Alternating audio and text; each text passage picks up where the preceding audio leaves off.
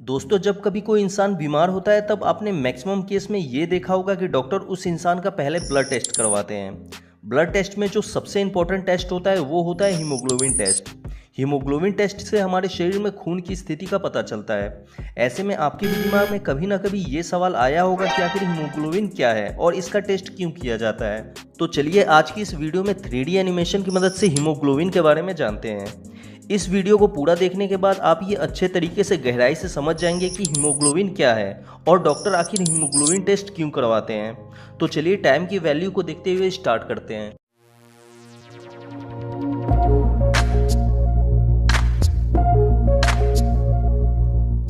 दोस्तों, हमारा खून 4 चीज़ों से मिलकर बना है: red blood cells, white blood cells, platelets और plasma. Red blood cells, white blood cells और प्लेटलेट्स ये तीनों हमारे ब्लड के सॉलिड पार्टिकल्स हैं और प्लाज्मा हमारे ब्लड का लिक्विड पार्ट होता है जिसमें ये तीनों सॉलिड पार्टिकल्स तैरते रहते हैं।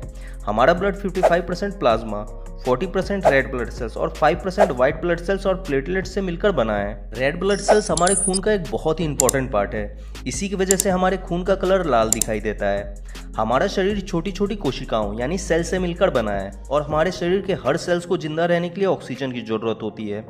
रेड ब्लड सेल्स हमारे फेफड़ों से ऑक्सीजन को लेकर बॉडी के हर सेल्स तक पहुंचाने का काम करते हैं, जिससे हमारे बॉडी सेल्स जिंदा रहते हैं। जब किसी कारण से हमारे खून में रेड ब्लड सेल्स की कमी हो जाती है तब हमारे बॉडी सेल्स को अच्छे तरीके से ऑक्सीजन की पूर्ति नहीं हो पाती है, जिसकी वजह से शरीर में हमेशा कमजोरी और थकान जैसी स्थिति बनी रहती है।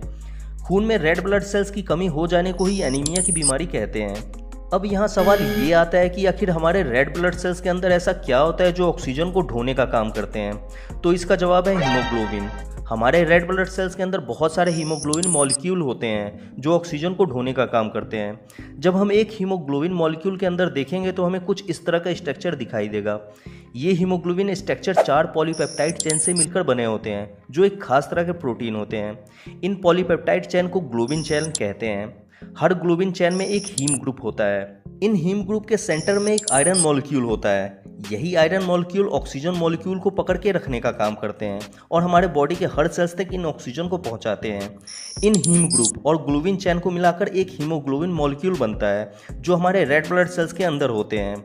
आइए अब जानते हैं कि एक एडल्ट स्वस्थ इंसान में हीमोग्लोबिन की कितनी मात्रा होनी चाहिए। एक एडल्ट फीमेल के बॉडी में हीमोग्लोबिन की मात्रा 12 से 15 ग्राम प्रति डेसीलीटर होनी चाहिए और एक एडल्ट मेल में हीमोग्लोबिन 14 से 17 ग्राम प्रति डेसीलीटर होनी चाहिए। 1 डेसीलीटर 100 ml के बराबर होता है। अब इसका मतलब ये हुआ कि एक फीमेल के ब्लड के हर 100 ml में कम से कम 12 से 15 ग्राम हीमोग्लोबिन होना चाहिए और मेल के 100 ml ब्लड में कम से कम 14 से 17 ग्राम हीमोग्लोबिन होना चाहिए। अब आप लोग मुझे कमेंट करके बताइए कि किन किन लोगों का पहले हीमोग्लोबिन टेस्ट हो चुका है। उम्मीद है कि आप हीमोग्लोबिन को अच्छी तरह से समझ चुके होंगे।